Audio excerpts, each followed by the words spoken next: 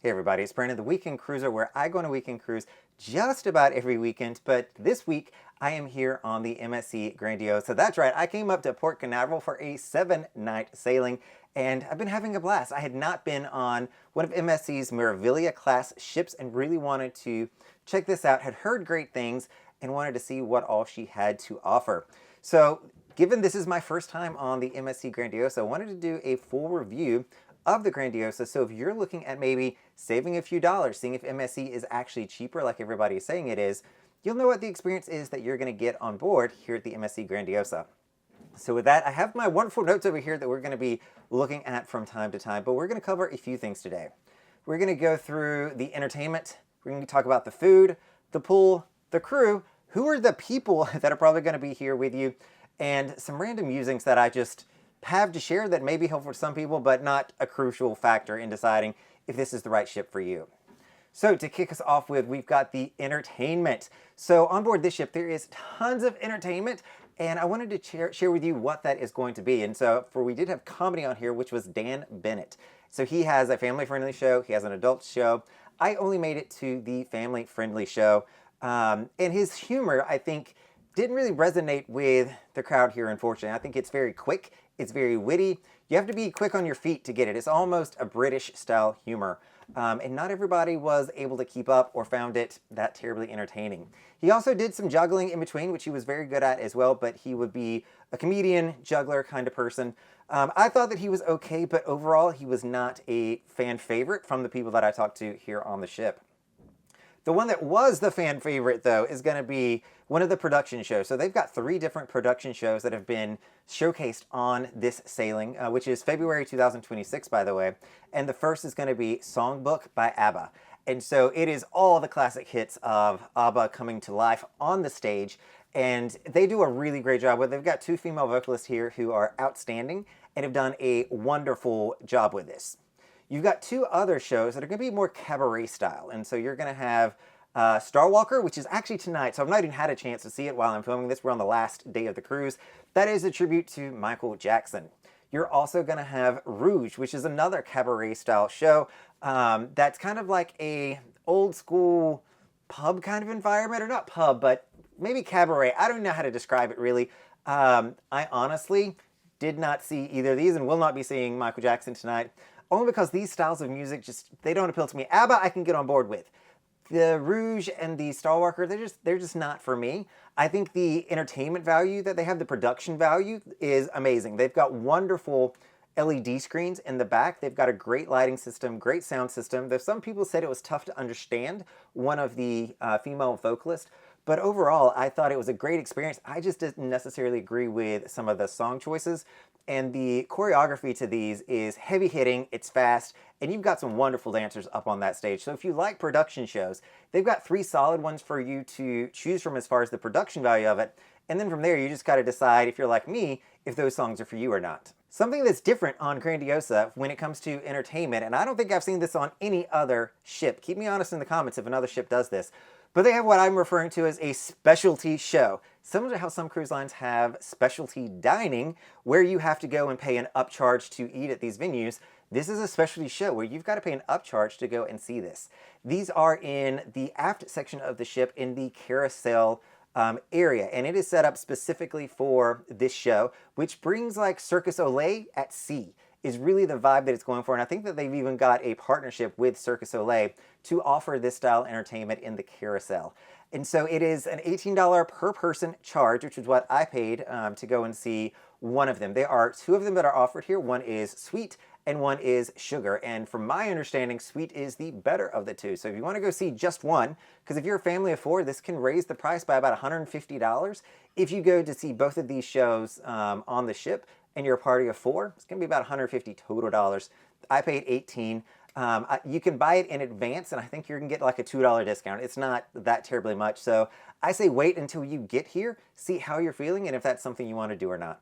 Music around the ship. Now, they've got lots of music. MSC always prides themselves in having music everywhere on board the ship. And they've got 3 main places that I wanted to call out that you're always going to find consistent music. The first is going to be in their atrium or the grand foyer. This is where you're going to have a grand piano. They'll bring out, saxophonists or trumpets and things of that nature for individual solo pieces or with the piano, which is always a fan favorite. People line up around the different balconies. It's on floor 6, but you've got deck 7 that also looks down at it as well. Great place to hang out and watch or listen to some of this music. You're also going to have the Grandiosa bar also on deck 6 towards the forward section of the ship. This is going to be the Latin bar. So if you are into Latin flair, Latin music, this is the place you want to go. By the way, they're also going to be teaching you a lot of Latin dances, whether it's salsa, muchacho, bachata. I'm trying to get all of these right. The merengue, they've got all these different kind of dances that they will teach you every night in this bar as well. So if you enjoy learning new styles of dance, this is a great spot to go as well. Going up into the ship, so you've got the Sky Lounge. So this is on deck 16, and it's going to be towards the midsection of the ship, and it's going to be more jazz-like is what you're going to find here. So again, they're going to have a piano, you're going to have maybe a saxophonist, and a vocalist, which is different than the Grand Foyer, that's going to be entertaining the audience until later in the evening. They do have some food that you can get here as well, but from a music perspective, it's a really low-key lounge kind of vibe that a lot of people are going to really appreciate. I appreciated sitting in there hearing some of the music. I thought this was a really great spot. And by the way, it is adults only, so no kiddos are allowed in this space, which is also kind of nice because it gives it more of a true laid-back atmosphere. You're also going to have a few themed nights that are going to be on this ship that are going to drive your entertainment. The two that I wanted to call out specifically are going to happen at the Amphitheater pool, which is your main pool in the middle, and they've got a stage and the beautiful LCD screen up there. But they're going to first have your tropical night party. This is what I consider to be the warm-up party on board this ship because it was a smaller vibe. It's still strong energy. Lots of people went to it, but it's smaller energy than the white night party, which is going to be the one where everybody goes all out. I mean, I was even posting my new white outfit on Instagram. If you follow me there, hopefully you checked it out and gave me a thumbs up for it. But that's going to be your really strong, energetic party. All your cruise ship favorites, they're going to have line dancing, all that great stuff. If you don't know how to line dance, it's super easy. They will teach you directly from the stage. And the last thing here, and this one I did not participate in, but I did go and look at it because I'm just always curious. And sometimes watching this one is even more interesting than being a part of it, is the silent disco. So it's one that is done on many different cruise lines. Here on board the MSC Grandiosa, it is done in the sports complex. So they take their multi-purpose basketball style court and turn it into the silent disco.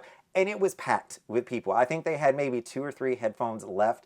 Looked like a great time. Everybody down there singing at the top of their lungs. So to watch this is always just, if you're a people watcher like I am, is a great time.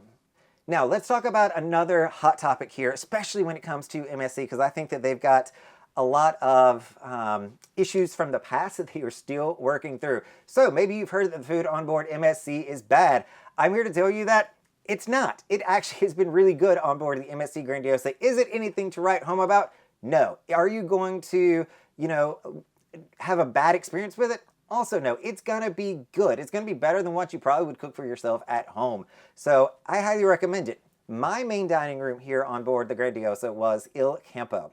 And so that is the My Choice dining experience, or if you buy the Aria experience, that's where you can go anytime that you want. And for me, that was between 6 and 9:30. I could just show up and I would be able to get a table.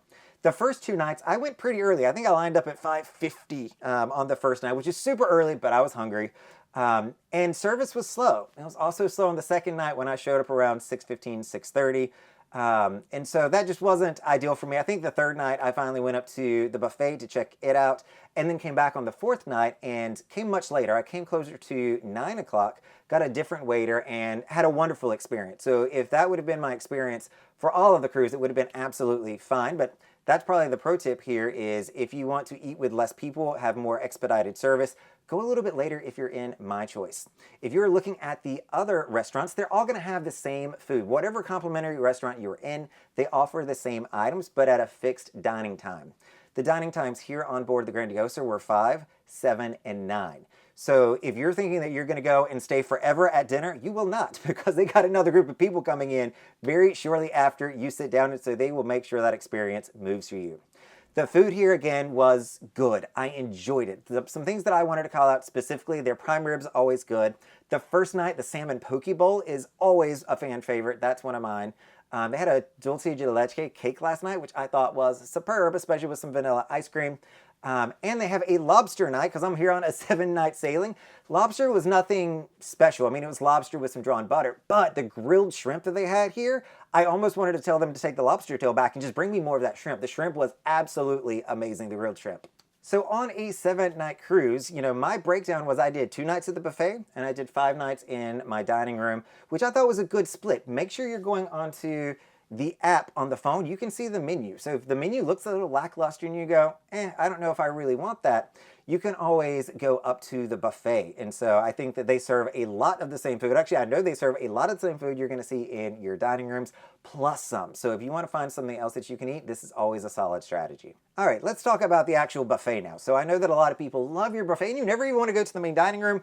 I'm just one who kind of plays it by ear. What do I have the energy for is where I go. So if you're looking at going to the buffet on board MSC Grandiosa, as I mentioned, she's going to have plenty of food options. I always thoroughly enjoy the buffets here at MSC Grandiosa. The food quality is good. Where I've seen it go down in restaurants or buffets on other cruise lines, I feel like MSC has actually stepped up their game because they've gotten such bad feedback in years gone by on their food. And so I think that it's a really good experience. Breakfast can get crowded here, so if you are going there for breakfast, make sure you're trying to avoid the peak hours based on your schedule of where you're going to be.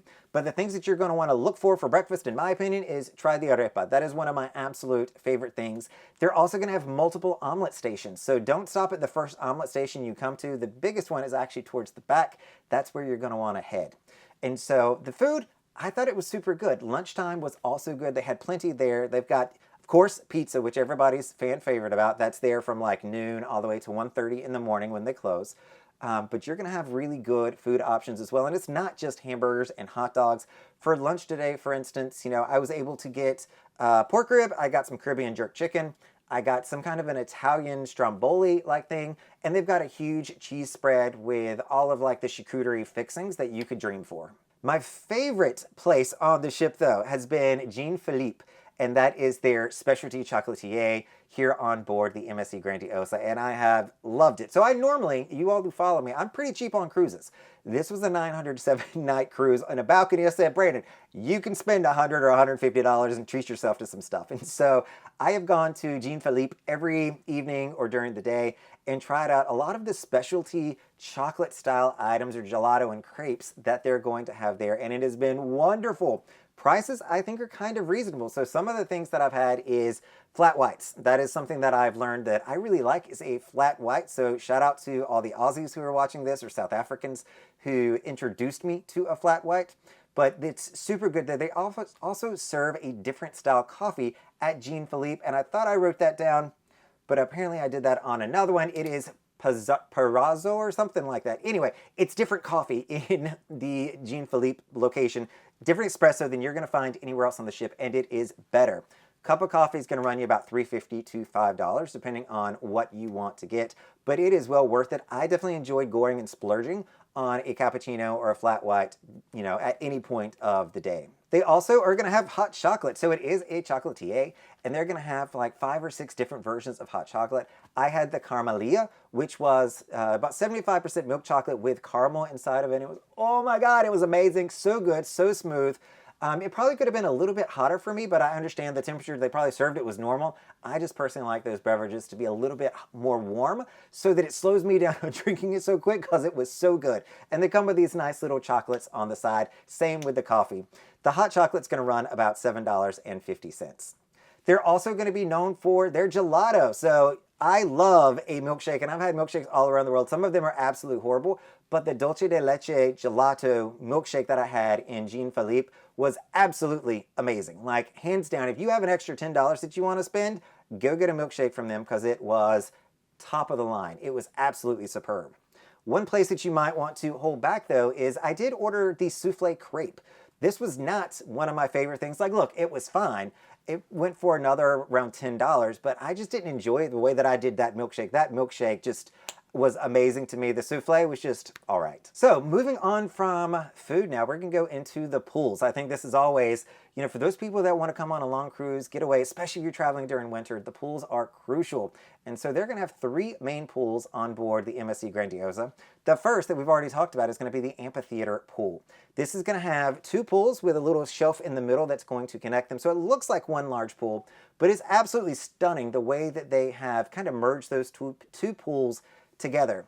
They do stay busy. We've had 3 sea days on this sailing, and the pool has been busy. I'd say that the lounge chairs have been busy. You've got little seats all around it that are also first come, first serve, but the pool itself has not been crazy busy. So I think that it's been an absolutely beautiful pool. I've not hung out there just because I've been in the cabin most of the time making YouTube videos, but the people that are there are really enjoying it. You're then going to have their solarium pool here called the Safari Pool. So this is going to have a retractable roof to the top of it. So if you're in port, they will bring that back. When we were at sea, they have kept it closed though. So it is a little bit more humid in here, and it is in the style of a safari, though I'd say loosely. It doesn't have a lot of like decorations, and what it has are kind of on the small side, which surprised me. I thought it'd be a little bit more over the top when it came to the decor. But something that was interesting to the safari pool for me is you've got the pool in the middle of the solarium. You then got hot tubs that are on the side of it that are elevated, and then you're going to have chairs on the outskirts, and they're more tables and chair style, not loungers. So this wound up being what I affectionately referred to it as the kids pool. This is where all the kids gravitated towards, and this pool absolutely stayed busy. But it was interesting because you couldn't have people actually sitting on the sides looking at the pool. If you're sitting in this room and you're not in the pool, you can't really see it unless you stand up to look over the 2 hot tubs that are here.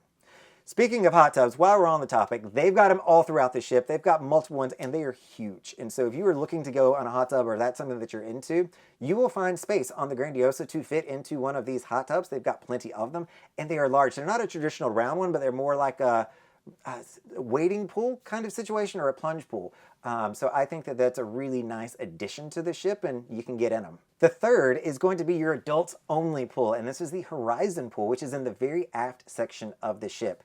To me, this pool is a little lackluster. I didn't necessarily like the look of it for whatever reason. I think some of that is just I'm so accustomed to the C-Class, which is a very different ship with MSC, and I'm going to make a video on how, you know, I may like it a little bit better from a ship design perspective, but when it comes to this Horizons pool, the outdoor adults only section, you've got a main pool that's going to be in the middle, which seemed pretty small to me. You've got chairs on the lower side, and then you're going to have theater chairs going up to the next 2 floors.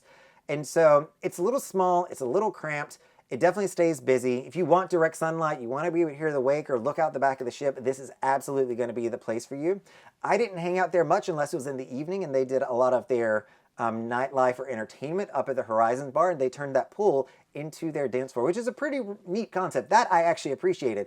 But during the day, it seemed too confined for me a little bit. Now let's talk about the crew on board the MSC Grandiosa, and I must say the crew here has been absolutely stellar. I have enjoyed every interaction that I've had with crew, and it's been from guest services to Jean-Philippe to the buffet to my main dining room. It has been all over. Shore excursions I've worked with, the photo gallery I've worked with. Everybody has been overly pleasant, accommodating, and really trying to do the right thing. So it has been an awesome experience. I'll also say the crew and the officers here are very visible. When I go on some cruise lines these days, it's like pulling teeth or a needle in a haystack to find an officer. They don't mingle like they used to before COVID. They kind of do their own thing and they fly under the radar. But here on MSC Grandiosa, they are front and center, and they are approachable. They want you to come and talk to them. That's how the cruise director started his spiel on the very first night of the cruise is, hey, if you see me, you know, let me know where you're from. Like, talk to me. It's okay. And so they encourage that. They also do a lot of different officer events in the promenade. And so I did, what they call it last night? It was Dancing with an Officer. It was the key to it. Or Officers in Motion is what it was, where you go and do some line dances with the officers. And we had a wonderful time. My favorite person, though, on board, there's always a favorite. Actually, I'll say that there's, I'll say 2 different groups. So the first group is at Jean-Philippe. This is my evening activity where I'd go after dinner to get a coffee, get a dessert. You've got John, you've got Raven that are there, who were absolutely fantastic, took great care of me, and just super good people at the end of the day. Like, loved having the chance to meet them. And then the third person I'll call out is Emmanuel, who is on the cruise staff here on MSC Grandiosa. He was the one who hosted their meetups. And so if you're going to an LGBT meetup, you're going to a solo meetup, they are hosted here. And so you don't have to wonder if somebody's there for the meetup. It is in a dedicated space. And you've got somebody who's helping bring everybody together. So it took away a lot of the awkwardness. We got to play games. And it was at a reasonable hours at 6 o'clock, which I thought was early. But it really allowed this group that I've formed quite a strong bond with to say, hey, what are you doing later tonight? Where are we meeting up at? And we would just continue to hang out with each other. And none of this would have been possible if it wasn't for Emmanuel. And he led these hosts from his heart. Like, you could tell that this was important to him, bringing people together and making those bonds. And so that meant a lot to me, and honestly has truly made this cruise memorable. So who are the people you're going to be hanging out with on this ship? And so this is one that I have to keep myself honest, because coming on a 7-night out of Port Canaveral is very different than a weekend cruise out of Port Miami. It's a totally different crowd, totally different vibe. And so I've got to remind myself of some of those differences. But with that, who are you going to see on here? The first thing is MSC, specifically the longer sailings, you're going to see a lot more nationalities from Europe. And so there's been plenty of Irish, Scottish accents, British accents. There's been a ton of German, a ton of French that has been spoken on board. It's everywhere. And so there's a strong demographic of people, especially in February, because it's wintertime, coming to the Caribbean to enjoy. And the cruise line from Europe is MSC Cruises. And so that's the one they're familiar with. That's the one they're coming on. As much as they're breaking into the Americas market and trying to lure more American cruisers, a lot of the European base is following them over as well, which I think is super great. So from there, the ages of these people, I'm going to say, really surprised me. And this could be me, again, forgetting what a 7-night is like, is I felt like it was barbelled. There were a ton of teenagers on here. Not as much 10 years and under, but I'd say 10 to 16, 17, that seemed to be the sweet spot, and they kind of took over some of the nightlife, which was a little interesting, but we worked through it, still had a great time. And then you're going to have people that are 65 plus. There's a lot of mobility devices on here, a lot more senior cruisers, because this ship, I think, is also just designed to allow them to have a great experience. It's definitely more of a laid-back inside kind of vibe than what you may find on some of the other MSC ships. All right, so some of my random musings here, and there's not many of these, but the first one is going to be ship design. So the MSC Grandiosa is really easy to get around. Like, learning the floor plan here, unlike the C class, which took me a little bit to get used to because it was so different, MSC Grandiosa and the Meraviglia class, super easy to understand. They've got this, the Galleria promenade in the middle, or the Grandiosa Galleria, which is the promenade in the middle of the ship, very similar to Royal Caribbean Freedom class or Voyager class ships. It's all pretty straightforward. You walk through the middle on deck 6, deck 7, pop up to deck 15 and 16, and that's the bulk of the ship right there. And so it's super easy to navigate, super easy to get around. If you get lost easy, this is a great ship for you. The next musing is, you all know that I'm out here creating content and using Wi-Fi all the time.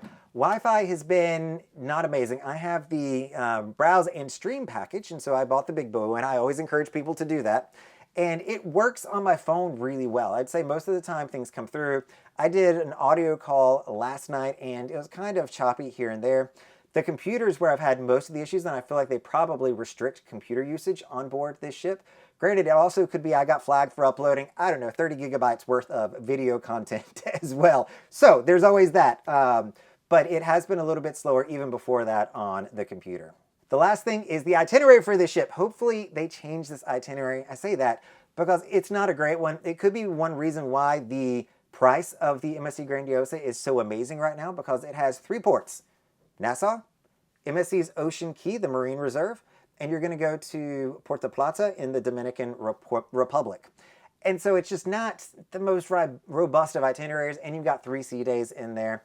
I love that it is a cheap price, but these are just ports that most people are going to find lackluster and not amazing. And if you've done even one cruise before, you've already been to Nassau probably. The Ocean Key Marine Reserve is absolutely my favorite private island. I could go there on every single cruise, so that one's fine. That's the highlight. And then Puerto Plata is just a big old port. If you can figure out how to get out of it, you are more than welcome to explore, but it's kind of set up to make it a little on the complicated side. But there are some short excursions that you can always sign up for. You can go see Umbrella Street. There's some things to do there, but at the end of the day, it's going to take you a couple of hours, and then you're back on the ship or back in the port enjoying a lazy river or one of the pools that they're going to have there. But more importantly, if you are coming on the MSC Grandiosa, the best way to get to know this ship is to watch the full ship walking tour. This is where I'm going to give you all the pro tips that you also need. This just was more of a review. This wasn't the pro tips. So make sure you're going to watch those specific videos for the pro tips and how to navigate it. It's super easy, but it's always worth seeing what you're getting yourself into. All right, everybody, this is Brandon, the Weekend Cruiser. Hoping to see you on a weekend cruise soon.